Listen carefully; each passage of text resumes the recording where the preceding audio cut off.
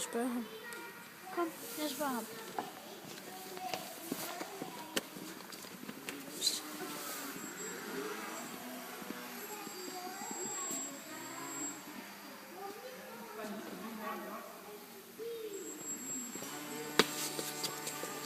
Stefan, du skal filme. Stefan, du skal ikke filme den. Film den der. Vingen. En laver nu vinger. Se, kom nu. Han laver en tricks med vingen.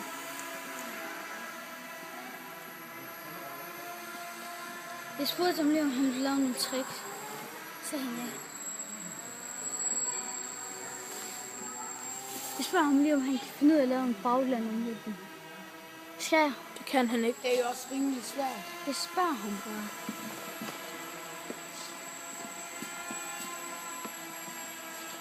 Han laver da ikke nogen tricks.